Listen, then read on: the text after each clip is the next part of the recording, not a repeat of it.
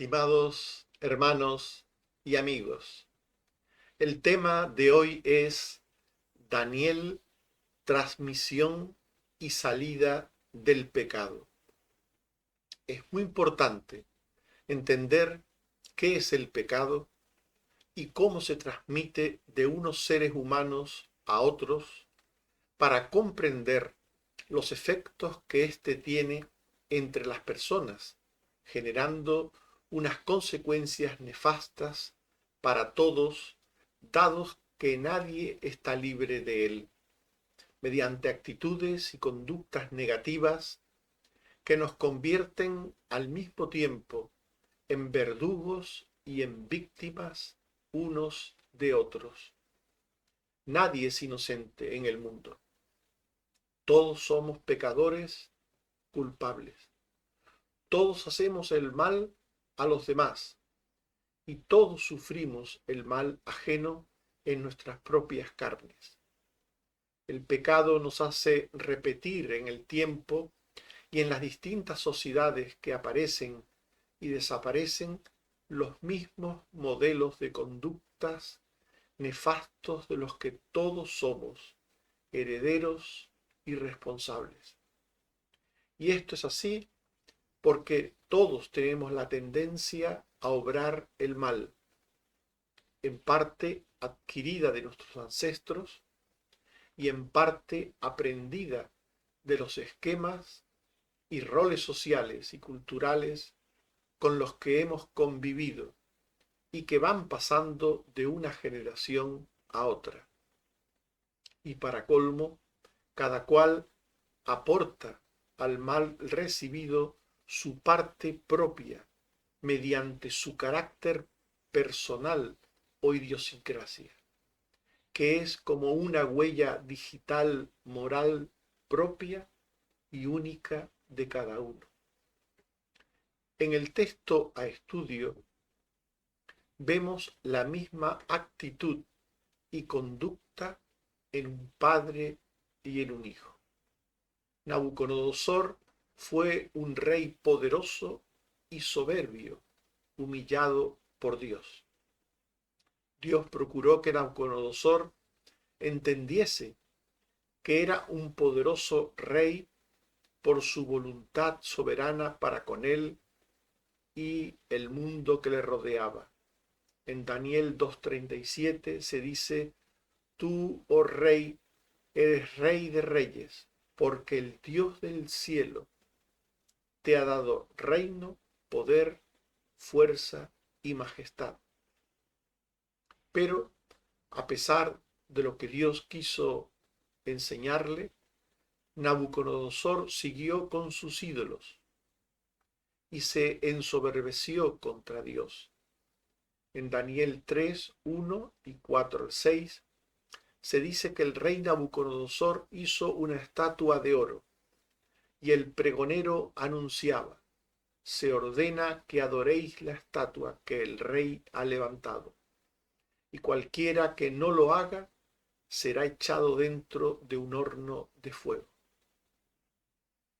Y Dios, por tanto, le humilló, quitándole el reino y la dignidad, no sólo la real, sino la humana.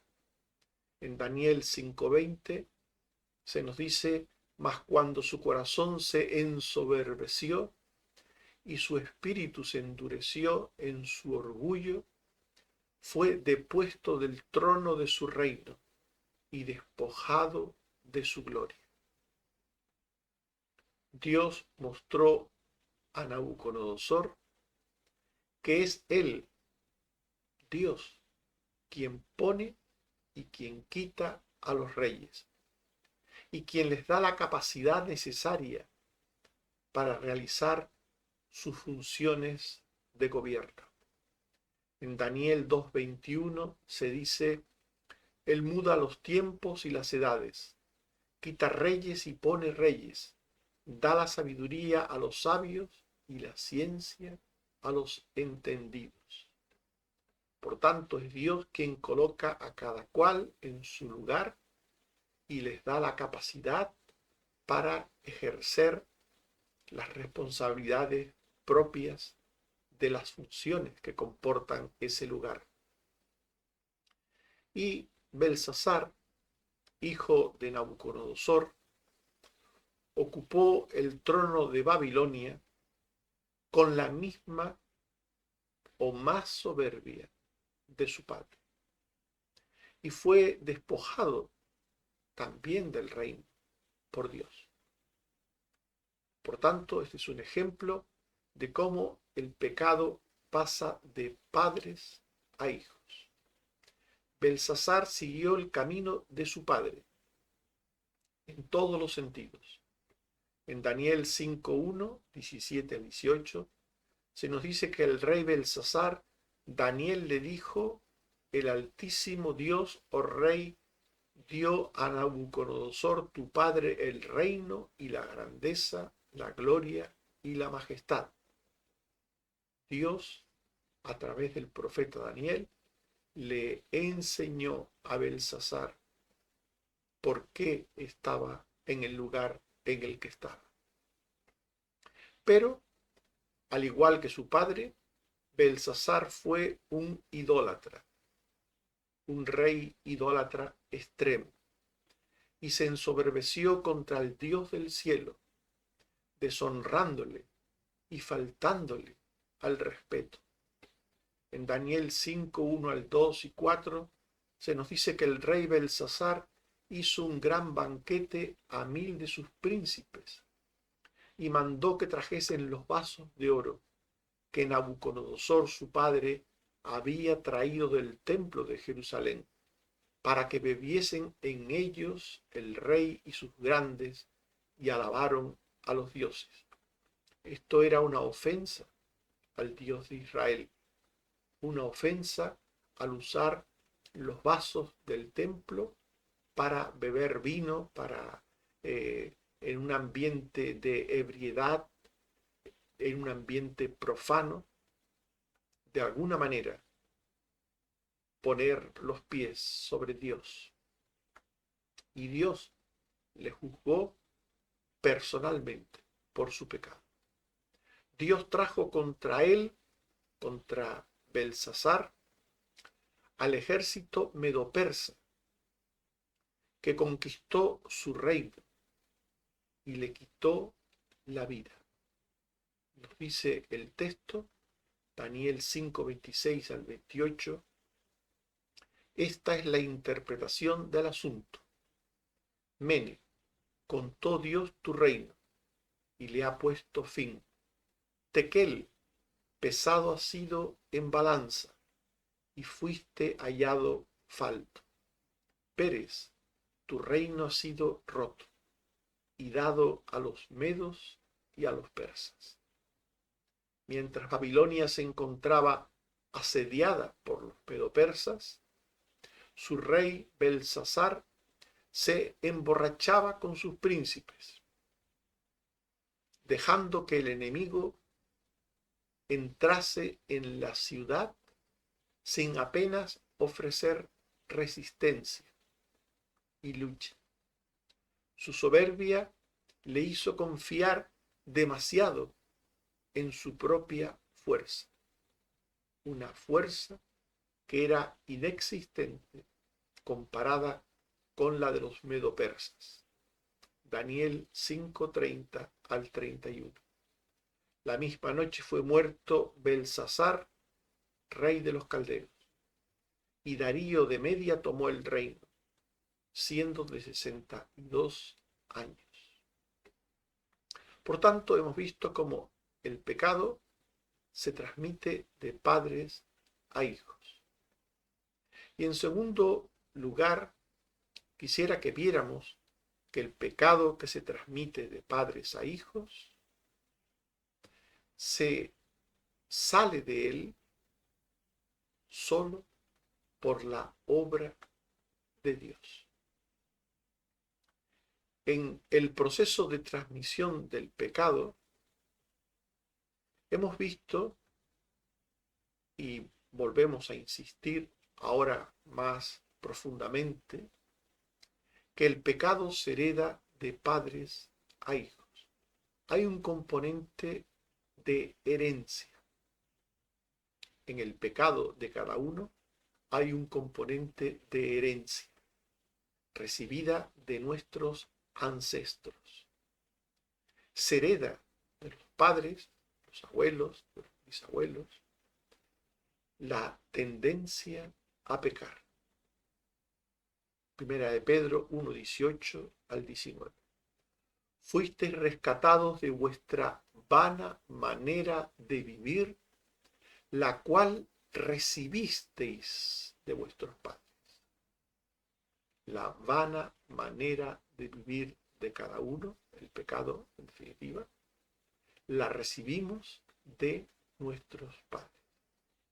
Se hereda, por tanto, el carácter pecaminoso de los padres o de los ancestros, de nuestros antecesores. Jeremías 3:25. Pecamos contra Jehová nuestro Dios, nosotros y nuestros padres. Hechos 7:51 al 52. Duros de cerviz e incircuncisos de corazón y de oídos, como vuestros padres, así también vosotros. Por tanto, somos pecadores porque nuestros padres eran pecadores. Somos pecadores porque hemos recibido de nuestros padres la tendencia a pecar. Y debemos tomar en cuenta esto de forma importante. Y tomar en cuenta que en todo esto que estamos diciendo está por medio la soberanía de Dios.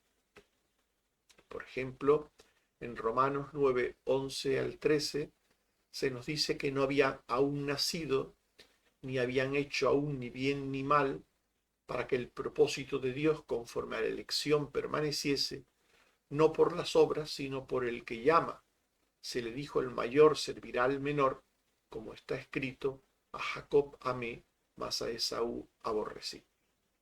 El aspecto de la soberanía de Dios quiere decir que Dios puede hacer, según su soberano propósito y plan justo y recto, que esta herencia esté de alguna manera controlada por sus propósitos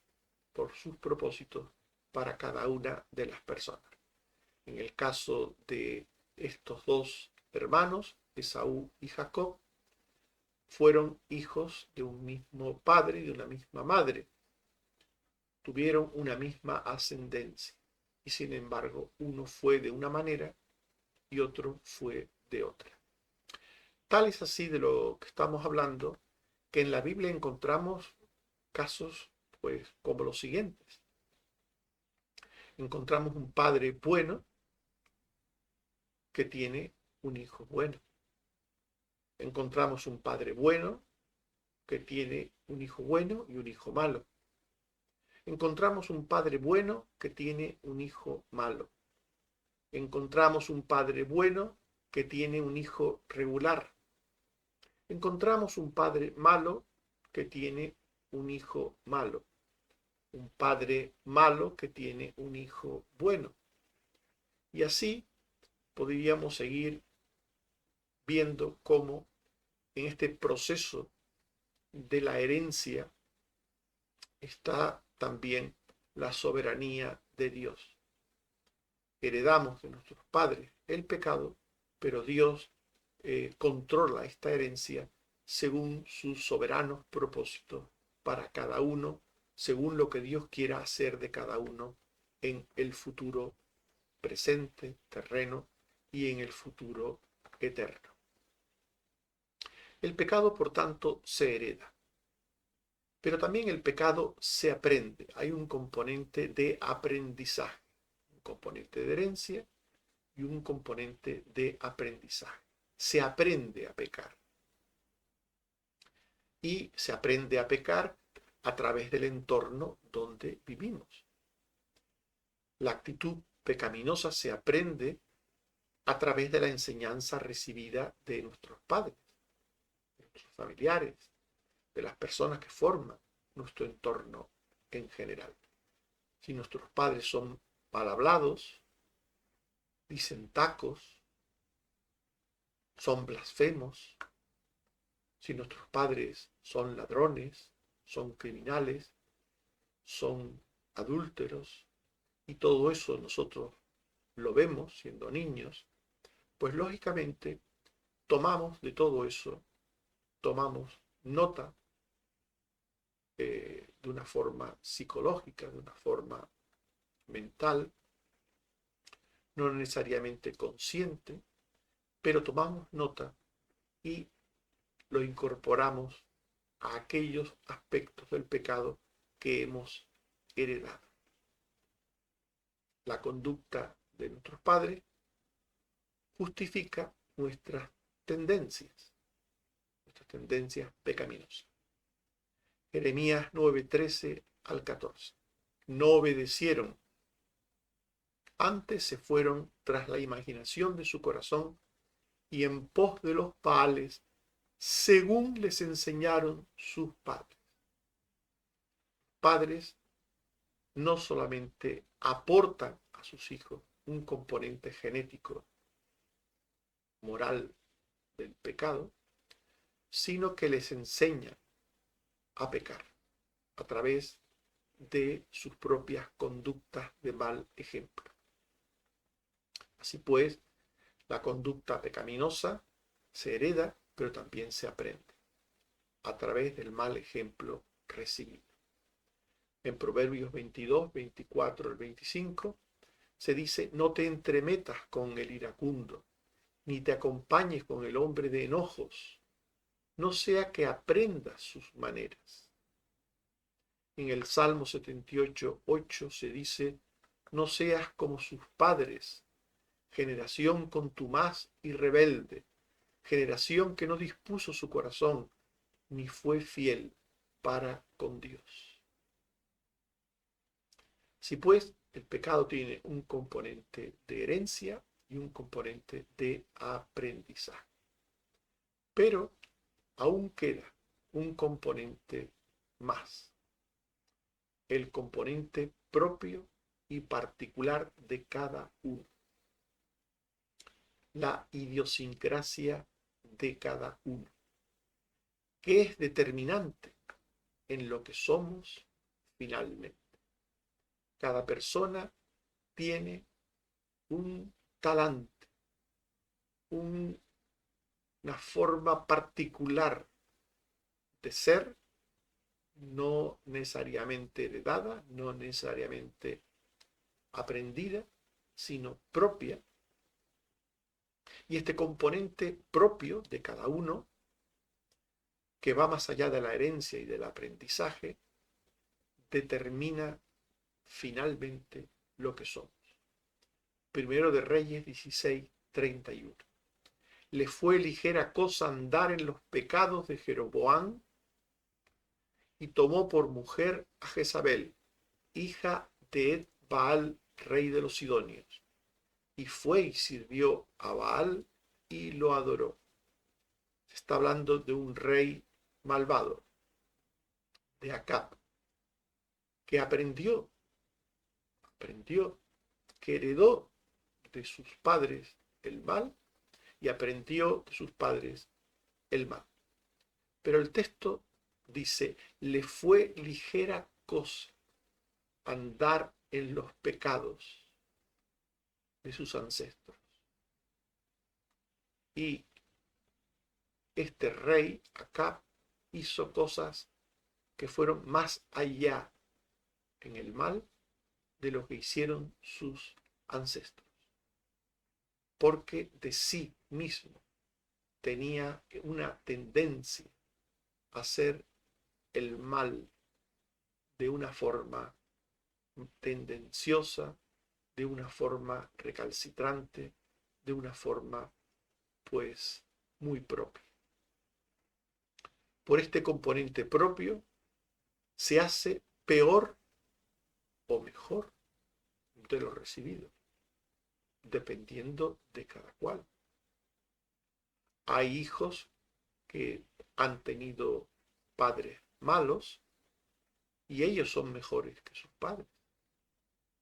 Hay hijos que han tenido padres buenos y ellos son peores que sus padres.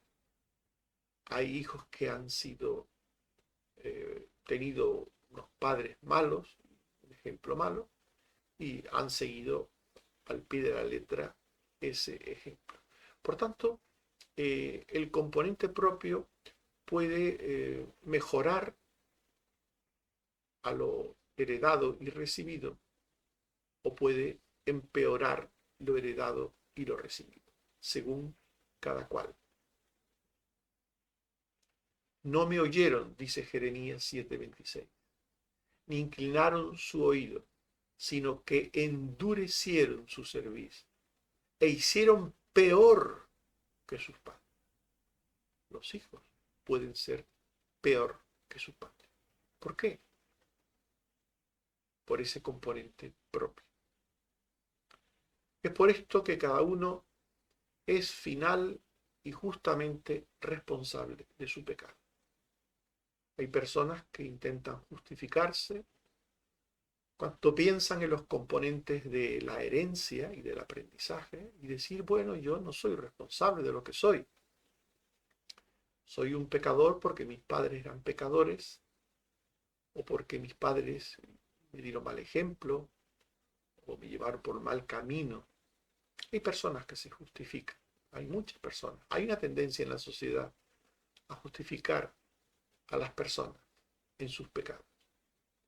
Pero el componente propio es determinante, es fundamental. En Ezequiel 18, 2 al 4 se dice, ¿qué pensáis? Los que usáis este refrán, que dice, los padres comieron las uvas agrias y los dientes de los hijos tienen la dentera. Dice Jehová el Señor, que nunca más tendréis por qué usar este refrán. He aquí que todas las almas son mías, como el alma del Padre, así el alma del Hijo es mía. El alma que pecare, esa morirá.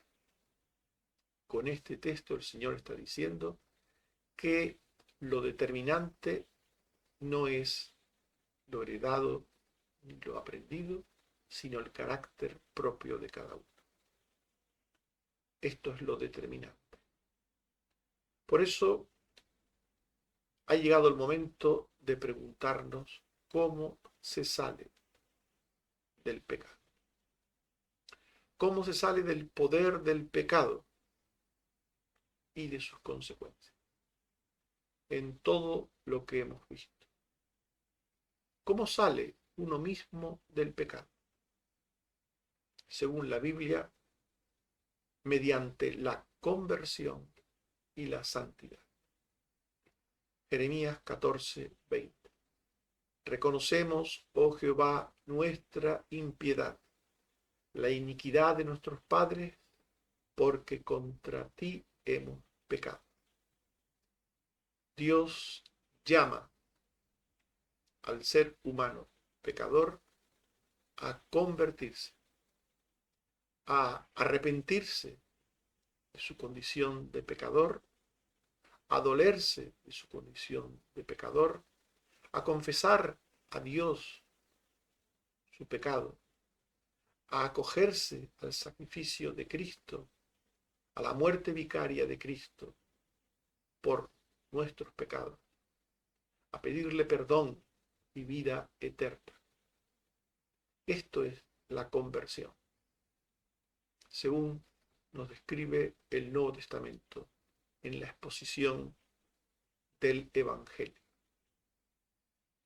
El hombre sale de su pecado cuando se convierte a Dios, cuando se convierte de las tinieblas a la luz, cuando sale de la perdición y entra en la senda de Dios, sale del pecado y entra en la justicia, sale de la esclavitud del pecado y entra en la servidumbre de la justicia. El hombre sale del pecado mediante la conversión. ¿Y cómo podemos hacer que salgan nuestros hijos del pecado? ¿Podemos hacer algo realmente para que nuestros hijos, aquellos que dependen de nosotros, aquellos de los cuales nosotros somos los ancestros, podemos hacer algo? Pues lo que nos dice la Biblia es que tenemos que enseñarles el camino. Todo lo que hemos oído que es bueno para nosotros, tenemos que enseñárselo a nuestros hijos. Tenemos que decirle que Jesús es el camino, la verdad y la vida, que nadie va al Padre sino por Él. Tenemos que decirles que Cristo Jesús vino al mundo a buscar y a salvar lo que se había perdido. Tenemos que decirles que no hay otro nombre bajo el cielo dado a los hombres en el que podamos ser salvos, sino en el nombre de Jesucristo. Tenemos que enseñar a nuestros hijos el camino. Dice Proverbios 22:6, instruye al niño en su camino, y aun cuando fuere viejo, no se apartará de él. Tenemos que instruir al niño, es decir, desde la niñez debemos aprovechar para instruir en los caminos de Dios. Hay quienes dicen que cuando las personas llegan a ser grandes, que decidan ellos mismos. No hay mayor hipocresía que esta, la de aquellos que dicen que no enseñan a sus hijos, sino que cuando ellos sean grandes, que decidan, que hagan lo que quieran. Estas personas son unos hipócritas, porque cuando decidieron el nombre de sus hijos, lo hicieron siendo bebés. No esperaron que fueran grandes para que ellos escogieran un nombre. Les pusieron el nombre que ellos quisieron. Cuando decidieron qué debían comer, no esperaron a que fueran grandes para darles la comida que ellos quisieran, sino les dieron la comida que ellos quisieron. Cuando decidieron vestirles, cuando decidieron llevarles al colegio, y así en todas las cosas, los padres que toman las decisiones por sus hijos en todo, no pueden decir en lo espiritual, en lo más importante, que ellos decidan cuando sean grandes. Esperar a que los hijos sean grandes es perder el tiempo. El árbol se endereza desde pequeñito. Los hijos deben oír el Evangelio desde pequeñitos. Instruye al niño en su camino, y aun cuando fuere viejo, no se apartará de él. Por tanto, lo primero que tenemos que hacer los padres en relación a nuestros hijos es instruirles en los caminos de Dios, leyéndoles la Biblia, enseñándoles el contenido de la Biblia, apelando a la Biblia cada vez que tengamos que enseñarle algo. No porque lo digo yo, sino porque esto es lo que enseña el Señor. No es lo mismo. Hay padres que dicen, tienes que hacer esto porque lo digo yo. Esto no puede ser. El Señor dice que hay que hacer el bien, que hay que ser justos, que no hay que mentir, que no hay que robar, que no hay que codiciar.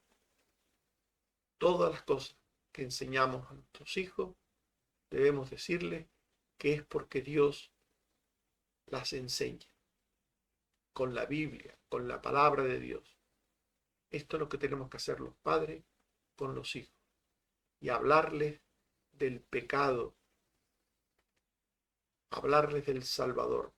Todo eso hay que hacerlo cuando son niños. Debemos llevarles a la casa de Dios desde niños e incorporarles a ella en todas sus actividades y tratarles como si fueran creyentes, en base a las promesas del pacto. Cree en el Señor y serás salvo tú y tu casa, dice la palabra del Señor. Por tanto, debemos tratarles no como incrédulos, sino como creyentes. Decirles, Dios quiere que sus hijos obedezcan. Dios quiere que sus hijos hablen bien. Dios quiere que sus hijos amen al prójimo. Dios quiere que sus hijos obren con justicia. Así tenemos que hacer con nuestros hijos. Por eso nuestros hijos oran, les enseñamos a orar. Por eso nuestros hijos leen la Biblia. Por eso nuestros hijos cantan a Dios, alabanza, porque les consideramos como creyentes. Les debemos tratar como creyentes. Dios, en su momento, soberanamente, vendrá a sus vidas, pero hasta ese día tenemos que tratarles como creyentes, porque esa es la fe de un hijo de Dios. Confiar en las promesas de Dios, que dice, yo seré tu Dios y el de tu casa después de ti. Y podremos saber que hemos obtenido la victoria sobre el pecado en nuestras propias vidas o en la de nuestros hijos cuando veamos que somos nosotros y ellos nuevas personas en Cristo. Ese es el momento en el que sabremos que el pecado ha sido vencido. En 2 Corintios 5, 17 al 18 se dice, si alguno está en Cristo, nueva criatura es. Las cosas viejas pasaron y aquí todas son hechas nuevas. Y todo esto proviene de Dios, quien nos reconcilió consigo mismo por Cristo. Por tanto, es la nueva vida en Cristo, la evidencia de la obra de Dios en nosotros y en nuestros hijos. Estimados hermanos y amigos, hemos hablado de Daniel, transmisión y salida del pecado. Y hemos dicho que en el texto a estudio vemos la misma actitud y conducta en un padre y en un hijo. Nabucodonosor fue un hombre poderoso que recibió un inmenso reino de parte de Dios que incluía el dominio sobre muchos otros reinos, vasallos y tributarios, a pesar de lo cual se ensoberbeció hasta ser humillado duramente por Dios. Y Belsasar, su hijo, ocupó el trono de Babilonia con la misma soberbia que su padre, y por ello también fue humillado y despojado del reino por Dios. Y hemos visto que el pecado se transmite de padres a hijos y que el pecado es algo de lo que se puede salir solo por la obra de Dios. El pecado se transmite por la herencia genética y moral de los padres a hijos, del aprendizaje a través del mal ejemplo del entorno familiar y social, y también del componente propio que hace responsable a cada uno de su pecado final. Y hemos dicho que la salida del pecado solo es posible por la conversión genuina y por la santidad mediante la enseñanza y ejemplo a nuestros hijos de lo que supone ser un redimido, un hijo de Dios, siendo fieles y obedientes. Debemos transmitir a nuestros hijos el Evangelio por la palabra que habla de Cristo como Salvador y por la vida que ejemplifica que ese Salvador está ya en nuestras vidas.